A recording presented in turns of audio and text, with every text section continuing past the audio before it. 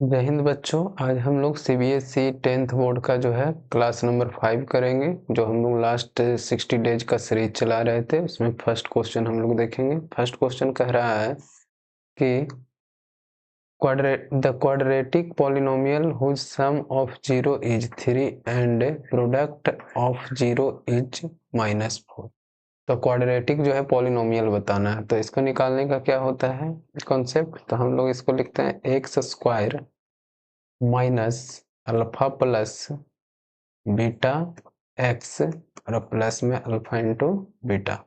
तो यहाँ पे अल्फा प्लस बीटा हम लोग को दिया हुआ है, अल्फा प्लस बीटा दिया हुआ है 3 और अल्फा इंटू बीटा प्रोडक्ट दिया हुआ है क्या -4। इसका वैल्यू पुट कर देंगे। तो वैल्यू पुट करने पे जो है माइनस अल्फा प्लस बीटा का वैल्यू हो गया 3 और एक्स और प्लस में अल्फा इंटू बीटा हो गया -4। तो ये हमारा हो जाएगा एक्स स्क्वायर माइनस 3x और प्लस इंटू माइनस -4। ये हमारा कौन से ऑप्शन में दिख रहा है? तो हमारा ये first he option A option जो है सही हो जाएगा। उसके बाद हम लोग चलेंगे क्वेश्चन नंबर 2 में। 2 बोल रहा है कि the sum of the root of quadratic equation 2x square minus k x plus 3 is equal to 0 is 3। Sum दे दिया है 3, तो हम लोग को पूछा है वैल्यू ऑफ के। तो सम अल्फा प्लस बीटा क्या होता है? तो ये होता है माइनस बी अपॉन ए। इसका वैल्यू क्या दे दिया है कि ये वैल्यू जो दे दिया है वो 3 के इक्वल दे दिया है। जो एक्चुअल में जो सम दिया है वो किसके इक्वल दिया है? 3 के इक्वल। तो 3 लिखेंगे। अब हम लोग वैल्यू रखेंगे माइनस बी क्या है? माइनस के। तो माइनस के यहाँ पे जो है रखेंगे वैल्यू, और ए हमारा कितना है? एक्स स्क्वायर का कोफिशिएंट ए होता है, तो ये 2 हो गया इज इक्वल टू 3। तो माइनस इंटू माइनस हो जाएगा प्लस, तो प्लस के इज इक्वल टू हो जाएगा 6। तो ऑप्शन ए ही हमारा सेकंड का भी सही आंसर हो जाएगा। थर्ड नंबर क्वेश्चन देखेंगे। डिस्टेंस बिटवीन द पॉइंट 2 -3 और 5 -1। तो डिस्टेंस का फॉर्मूला हम लोग लिख लेंगे। तो ये होता है root under x2 minus x1। x2 हमारा कितना है? 5 और x1 है 2। 5 - 2 का स्क्वायर प्लस में बाई 2 माइनस बाई 1 का होल स्क्वायर होता है। तो बाई 2 हमारा है 1 और माइनस में -3 का होल स्क्वायर। जब इसको सॉल्व करेंगे तो 5 - 2 3 का स्क्वायर और 1 और माइनस इंटू माइनस प्लस 3 का होल स्क्वायर। तो ये हो जाएगा 9 प्लस में 4 का स्क्वायर हम लोग लिखेंगे। तो ये हो जाएगा 9 plus 16 is equal to 25। 25 root under 25 का वैल्यू हो जाएगा 5। तो हमारा ऑप्शन नंबर ए इसका भी सही ऑप्शन हो जाएगा, आंसर हो जाएगा। क्वेश्चन नंबर 4 देखेंगे। क्वेश्चन नंबर 4 बोल रहा है कि ABC एक जो है ट्रायंगल है इस तरीके से ABC, और उसमें जो है DE जो है पैरेलल है BC के। DE जो है इस तरीके से पैरेलल है BC के, जहाँ पे D जो है हम लोग लिखेंगे और यहाँ पे E लिखेंगे। ये DE पैरेलल हो गया। तो AD बराबर दिया है 4 और DB इज इक्वल टू दिया है 6 और AE इज इक्वल टू दिया है 5 और हम लोग को EC पूछा है। तो हम लोग पढ़े होंगे कि जो है जब ये एक साइड जो है पैरेलल होता है तीसरे साइड ट्रायंगल के किसी तीसरे साइड का, तो बाकी के दो जो लाइन होगा, दो जो साइड होगा वो सेम रेशियो में डिवाइडेड होता है उस पैरेलल लाइन के द्वारा। तो इसको हम लोग लिख सकते हैं क्या? AD by DB is equal to AE by EC। अब वैल्यू सिर्फ रख देना है। AD बराबर 4 है, DB का वैल्यू 6, AE का वैल्यू है 5 और EC हम लोग को नहीं पता है, EC ही पूछा है। तो EC जब फाइंड करेंगे तो हमारा EC जो है यहाँ से जाएगा डिवाइड से मल्टीप्लाई में, और ये पहले से इधर 5 है, 6 जाएगा डिवाइड से मल्टीप्लाई में और 4 इधर मल्टीप्लाई में है, ऊपर में है न्यूमरेटर में, तो डिनोमिनेटर में आएगा। काटेंगे इसको हम लोग, तो ये हो जाएगा 2 2 जा 4 और 3 2 जा, तो ये हो गया 15/2 मतलब कि 7.5 सेंटीमीटर। तो 7.5 सेंटीमीटर ऑप्शन सी सही आंसर हो जाएगा। The pair of linear equation 2x plus 3y is equal to 7 और 4x plus 6y is equal to 5 represents. तो ये किसको रिप्रेजेंट कर रहा है ये पूछ रहा है क्वेश्चन नंबर 5। तो देखिए हम लोग इंटरसेक्टिंग लाइन कोइंसिडेंट लाइन या फिर पैरेलल लाइन या परपेंडिकुलर लाइन। तो इसका क्या होता है कॉन्सेप्ट, तो हम लोग इसमें जो है a1 बाई a2 निकालेंगे। a1 हमारा हो गया 2 और a2 हो गया 4। उसी तरीके से b1 बाई b2 3 और ये हो गया b2 6 और c1 बाई c2 जो कांस्टेंट टर्म होता है तो ये लिखेंगे हम लोग 7 बाई 5। अब देखेंगे कि कौन सा जो है किसका जो है ये रेशियो हमारा जो है सिमिलर आता है। तो ये हो गया 1 बाई 2।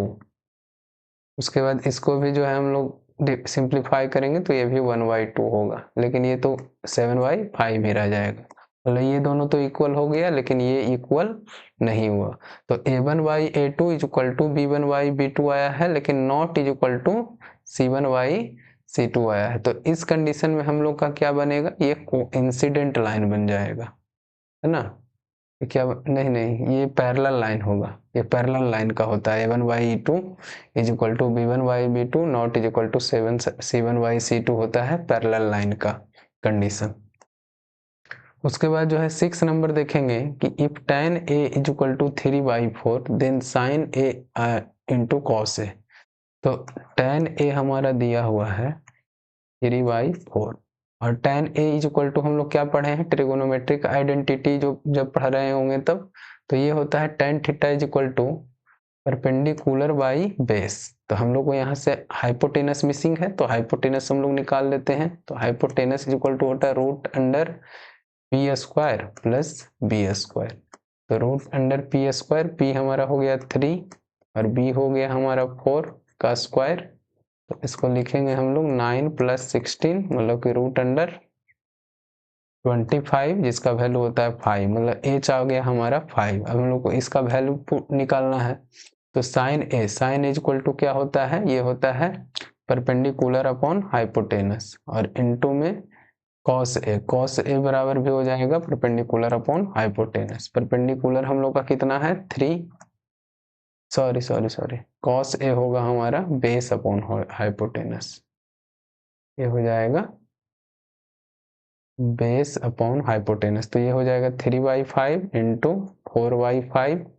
तो जब सॉल्व करेंगे इसको तो 4 3 जा 12 बाई 25 हमारा राइट ऑप्शन हो जाएगा। तो 12 बाई 25 ऑप्शन ए जो है करेक्ट आंसर होगा। The formula for the volume of a sphere is, तो वॉल्यूम ऑफ स्फीयर क्या होता है, तो 4 बाई 3 पाई आर क्यू।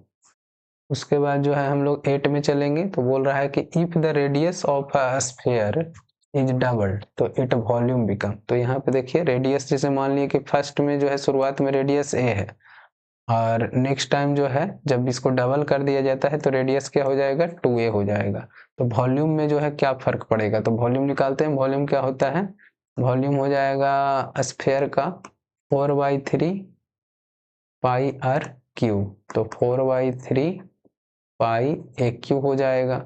उसी तरीके से यहाँ पे रेडियस ये वॉल्यूम निकालेंगे तो ये हो जाएगा 4 बाई 3 और पाई आर क्यू, आर की जगह हम लोग रखेंगे 2a इसका क्यूब, तो ये हो जाएगा 4 by 3 pi into 8 A Q. तो इसको क्या लिख सकते हैं हम लोग, 8 को इधर लाएंगे तो 4 बाई 3 पाई ए क्यू। तो पहले 4 बाई 3 पाई ए क्यू था जब रेडियस ए था, लेकिन दुगुना जब हुआ तो 8 गुना में जो है तो ये हो जाएगा 8 टाइम हो जाएगा ये इसका वॉल्यूम, जब रेडियस को दुगुना किया जाएगा डबल किया जाएगा। अब हम लोग 9 नंबर क्वेश्चन में चलेंगे। 9 नंबर में बोल रहा है 10th टर्म पूछ रहा है, ये एपी है। तो आप लोग जानते ही होंगे एपी जो है, एपी में अगर कोई सीरीज है तो उसका फर्स्ट जो टर्म हो जाएगा वो ए का वैल्यू हो जाता है। उसके बाद जो है हम लोग कॉमन डिफरेंस निकाल लेते हैं। कॉमन डिफरेंस मतलब T2 माइनस T1 मतलब 2 माइनस 5 करेंगे। उसी तरीके से आप T3 माइनस T2 या T4 माइनस T3 भी कर सकते हैं। तो ये हो जाएगा -3, कॉमन डिफरेंस आ गया मतलब डी का वैल्यू आ गया। उसके बाद एन का वैल्यू दिया हुआ है 10, तो हम लोग को पूछा है 10th टर्म मतलब एन का फॉर्मूला लगाएंगे। तो एन इज इक्वल टू होता है a plus n minus 1 into d. तो हम लोग को चाहिए क्या, ए एन मतलब कि ए 10 का वैल्यू। तो ए के जगह पे हम लोग रखेंगे 5 प्लस यहाँ पे लिखेंगे एन का वैल्यू हमारा 10 है -1 और डी का वैल्यू हम लोग का कितना आया है -3। जब सॉल्व करेंगे तो 5 प्लस 10 माइनस 1 हो जाएगा 9 इंटू -3, तो ये हो जाएगा 5 प्लस नहीं, ये प्लस है आगे और इधर माइनस है, तो यहाँ पे हो जाएगा हमारा minus, plus into minus minus होगा, तो -27 करेंगे तो ये हो जाएगा हमारा -22, तो हमारा जो ये ऑप्शन हो जाएगा ए करेक्ट आंसर -22। उसके बाद जो है 10 नंबर क्वेश्चन देखेंगे। 10 नंबर में पूछ रहा है कि the formula of area of sector of a circle, तो सेक्टर ऑफ सर्कल का एरिया क्या होता है, थीटा अपॉन 360 डिग्री और इनटू में पाई आर स्क्वायर, तो ऑप्शन बी हमारा राइट आंसर हो जाएगा। आगे देखेंगे 11 नंबर क्वेश्चन। 11 नंबर क्वेश्चन बोल रहा है कि find the coordinates of the point which divides the line segment joining a -2 5 और 3 -5 इन द रेशियो ऑफ 2:3। तो इसका फॉर्मूला हम लोग पढ़ेंगे कि मान लेते हैं कि लेट पॉइंट जो है वो P है और P का कोऑर्डिनेट जो है वो XY है, तो XY हम लोग को फाइंड करना है, जो कि इन दोनों को जो है ये इस लाइन A और B से जो बना हुआ लाइन है उसको 2:3 में जो है वो डिवाइड कर रहा है। तो इसका क्या होता है फॉर्मूला, XY निकालने का आप लोग जानते ही होंगे, तो ये होता है x1 into n plus x2 into m by में m प्लस n, उसी तरीके से y1 into n plus y2 into m by में m1 प्लस n, तो x1 हमारा कितना हो गया -2 इंटू 3 हो जाएगा n, ये रेशियो का जो सेकंड टर्म है वो n होगा, प्लस में x2 हमारा कौन हो गया, x2 हो गया 3, तो 3 इंटू m हमारा हो जाएगा ये 2 और m प्लस n मतलब कि 2 + 3। उसी तरीके से जो है y1 इंटू n होगा, तो 5 इंटू n हमारा 3 और प्लस में y2 हो गया हमारा -5 और m हो गया हमारा 2, 2 + 3 इसको लिखेंगे। जब इसको और अच्छे से सॉल्व करने जाएंगे तो ये हो गया -6 प्लस में 6 बाई में 5, उसी तरीके से 5 3 जा 15 और प्लस इंटू ये 5 2 जा 10 और माइनस में ये आएगा हमारा, और माइनस इंटू प्लस होता है माइनस, तो -10 हो जाएगा बाई में 5। जब इसको और सॉल्व करेंगे तो ये हो जाएगा 6 - 6 0 बाई 5 और ये हो जाएगा 15 - 10 5/5, तो हमारा ये हो गया 0 और 5 - 5/5 क्या हो जाएगा 1, तो हमारा जो ये जो P पॉइंट जो आया इसको जो डिवाइड कर रहा था वो कितना आ गया 0 और 1, तो यही हमारा क्या हो जाएगा आंसर हो जाएगा। ठीक है, क्वेश्चन नंबर 12 कह रहा है कि find the roots of quadratic equation 3x² - 2√6x + 2 = 0 by factorisation. तो हमारा जो ये इक्वेशन दिया है वो दिया है 3x² - 2√6x + 2 = 0। तो इसको फैक्टराइजेशन पहले करना है, उसके बाद रूट्स फाइंड करना है।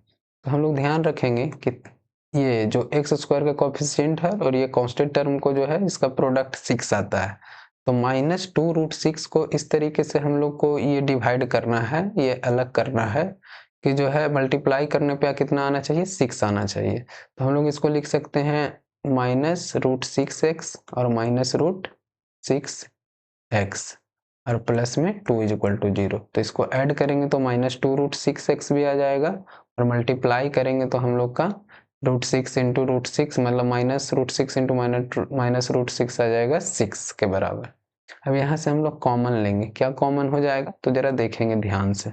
√3x को हम लोग लिख सकते हैं 3x को लिख सकते हैं √3 × √3 × x -√6x है। उसी तरीके से यहाँ हम लोग लिख सकते हैं -√6x है, प्लस में इसको अगर देखें तो 2 को हम लोग लिख सकते हैं -√2 × 0। अब देखिए क्या कॉमन हो रहा है जो, तो यहाँ से जो है हम लोग का √3 और यहाँ √6 जो है वो √3 इंटू √2 से मिल करके बना है। तो यहाँ से जब कॉमन लेंगे इसको √3 को तो बच जाएगा यहाँ पे √3x और माइनस में √2x। उसी तरीके से माइनस यहाँ पे भी कॉमन हम लोग को लेना होगा, तो बीच में माइनस लाना है तो माइनस को कॉमन ले लेते हैं। उसके बाद जो है इसको √6 को हम लोग √3 इंटू √2 लिख सकते हैं। तो √2 दोनों में कॉमन हो जाएगा, तो √2 कॉमन हो गया तो बच गया √3x और माइनस में हो जाएगा √2 इक्वल टू 0। और यहाँ पे ये x जो है हम लोग ध्यान देंगे कि x यहाँ पे कॉमन हुआ है, तो x कॉमन हुआ है तो यहाँ से कॉमन ये x हट जाएगा, ये वाला x नहीं होगा क्योंकि x क्या हो गया कॉमन। तो अब हम लोग लिखेंगे कि √3x माइनस √2 और √3x माइनस √2 क्या हो गया कॉमन हो गया दोनों से। तो √3x माइनस √2 कॉमन हो गया तो बच गया यहाँ पे √3x माइनस √2 इक्वल टू 0। अब दोनों का जो है क्या हो जाएगा √3x माइनस √2 इक्वल टू भी 0 हो जाएगा और ये वाला भी √3x माइनस √2 इक्वल टू भी क्या हो जाएगा 0। अब जगह की थोड़ी सी कमी हो गई है तो हम लोग इधर कर लेंगे। अब सॉल्यूशन जो होगा ये फर्स्ट पार्ट हो गया, अब आगे करेंगे। तो √3x माइनस √2 बराबर 0 आया है, तो √3x इक्वल टू हो जाएगा √2, माइनस में इधर है तो इधर आएगा तो प्लस में, तो x इक्वल टू हो जाएगा √2 बाई में √3। और ये भी सेम ही इक्वेशन है, तो दोनों जो ये रूट्स जो हमारा आएगा तो वो क्या आएगा, यही आएगा √2 बाई √3 आएगा दोनों। ठीक है, अब हम लोग चलते हैं 13 नंबर क्वेश्चन की ओर। 13 नंबर क्वेश्चन बोल रहा है कि in ABC right angle at B पे जो है क्या है राइट एंगल है। तो इस तरीके से हम लोग जो है एक ट्रायंगल बना लेंगे। ठीक है, यहाँ पे जो है ये हमारा हो गया, हाँ ये जो है हम लोग एक ट्रायंगल जो है ड्रॉ कर लेते हैं, लाइन सीधा। हाँ, तो ये जो है राइट एंगल ट्रायंगल है, ये हमारा हो गया, ए हो गया, और बी पे जो है राइट एंगल है तो ये सी हो जाएगा, ये राइट एंगल है। तो बोल रहा है A B equal to 24, A B कितना दे दिया है 24 और बी सी दे दिया है 7। तो हम लोग ए सी भी यहाँ से निकाल सकते हैं बाई पाइथागोरस थ्योरम, है ना। बाई पाइथागोरस फॉर्मूला से जो हम लोग निकाल लेंगे, बाई पाइथागोरस फॉर्मूला से जो हम लोग निकालेंगे ए सी का वैल्यू। तो ए सी इक्वल टू हो जाएगा क्या, ए सी हमारा हाइपोटेनस है तो hypotenuse equal to √p² plus b²। तो ए सी इक्वल टू पी हो गया हमारा 24 और प्लस में 24 का स्क्वायर और 7 का स्क्वायर। तो ये हो जाएगा हमारा 24 का स्क्वायर हो जाता है 576 और प्लस में 49।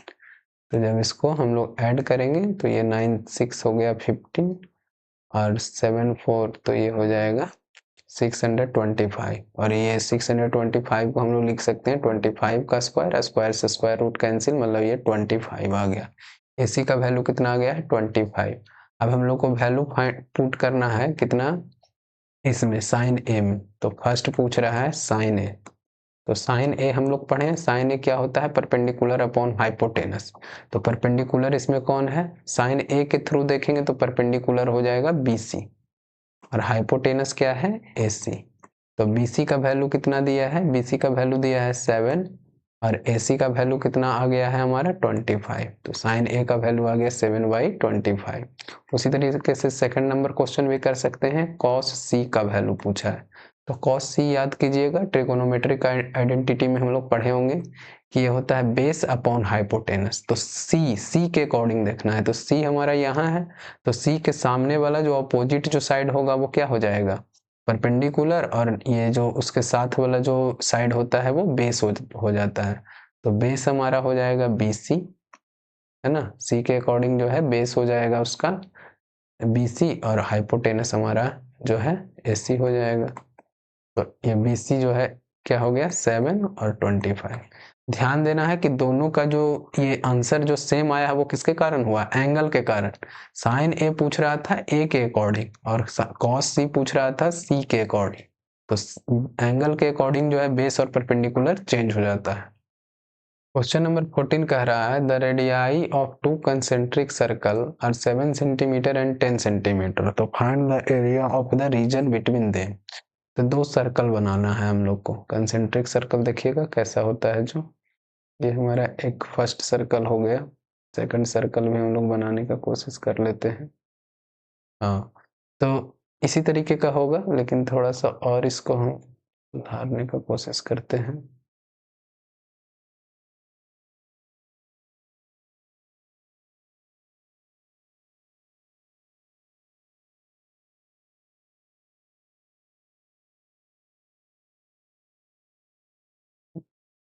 चलिए देख लीजिएगा इसी में, इसी तरह का दो सर्कल होता है, बस ध्यान देना है कि जो दोनों का जो सेंटर होगा वो सेम होगा, ठीक है। तो हम लोग को ये बीच वाला जो रीजन है ना, find the area of the region between them, इन दोनों सर्कल के बीच वाला जो एरिया है इसको निकालने बोला है। तो क्या करेंगे, हम लोग बड़े वाले सर्कल का एरिया निकालेंगे, उसमें से छोटे वाले सर्कल के एरिया को क्या कर देंगे, माइनस कर देंगे, तो हमारा ये बीच वाला जो ये एरिया है वो आ जाएगा। तो हम लोग निकालते हैं, तो यहाँ पे हो जाएगा area between them is equal to क्या हो जाएगा, area of bigger circle minus area of smaller circle, यही हो जाएगा। तो निकालते हैं हम लोग area of bigger circle area of bigger circle क्या हो जाएगा, पाई, अगर बिगर सर्कल का एरिया मानते हैं कैपिटल आर, तो ये हो जाएगा पाई आर स्क्वायर, माइनस में ये वाला हो जाएगा पाई स्मॉल आर स्क्वायर। तो पाई पाई जो है दोनों में कॉमन हो जाएगा, तो पाई इंटू कैपिटल आर का वैल्यू, बड़े वाले सर्कल का रेडियस कितना दिया हुआ है, 10 दिया हुआ है, तो 10 हो जाएगा, माइनस में 10 का स्क्वायर और माइनस में जो है हमारा 7 का स्क्वायर हो जाएगा। तो इसको जब सॉल्व करेंगे हम लोग तो 22/7 और इंटू में ये ए स्क्वायर माइनस बी स्क्वायर हो गया, मतलब कि 10 + 7 और इंटू में हो जाएगा 10 - 7। जब सॉल्व करेंगे तो 22/7 इंटू 10 + 7 हो जाएगा 17 और ये हो जाएगा हमारा 10 - 7 हो जाएगा 3। जब इसको हम लोग मल्टीप्लाई करेंगे तो क्या आ जाएगा, ध्यान दीजिएगा, तो ये हो जाएगा 17 3 जा 51 और 51 को हम लोग करेंगे 22 से मल्टीप्लाई, तो 1 2 जा 2 5 2 जा 10, तो 102 आएगा, 2 1 1, तो 1122 बाई क्या हो जाएगा 7। जब इसको सॉल्व करेंगे हम लोग डिवाइड करेंगे, तो डिवाइड कर लेते हैं नेक्स्ट स्लाइड में। 7 से जो है 1122 को करना है, तो 7 से 1122 को जब डिवाइड करेंगे तो 7 1 जा 7 और 7 6 जा 42 और ये हो गया कैंसिल, 2 आया, तो हम लोग का यहाँ पे क्या हो जाएगा, 0 0 होगा, फिर पॉइंट हम लोग देंगे, यहाँ पे 2 आया तो 0 हो गया और पॉइंट देंगे तो यहाँ पे आएगा 0, तो 7 2 जा क्या हो जाएगा 14, तो ये 20 - 40 क्या हो जाएगा 6 हो जाएगा, उसके बाद 7 8 जा 56, तो 2 डिजिट तक ही रखते हैं, तो 160.28 समथिंग आएगा, तो यहाँ पे हम लोग लिख देंगे कि इसका जो आंसर आएगा क्या आया था 160.28 160.28 सेंटीमीटर स्क्वायर आ जाएगा, ठीक है। ये ध्यान में रखिएगा, ये हमारा जो है ये पूरा प्रोसेस ये मल्टीप्लाई किए हैं। चलिए आज के लिए 14 क्वेश्चन ही रखते हैं, एक क्वेश्चन जो है आज नहीं आ पाया है, तो हम लोग कल से जो है पूरा 15 क्वेश्चन करेंगे। आप लोग को वीडियो देखने के लिए धन्यवाद, थैंक यू।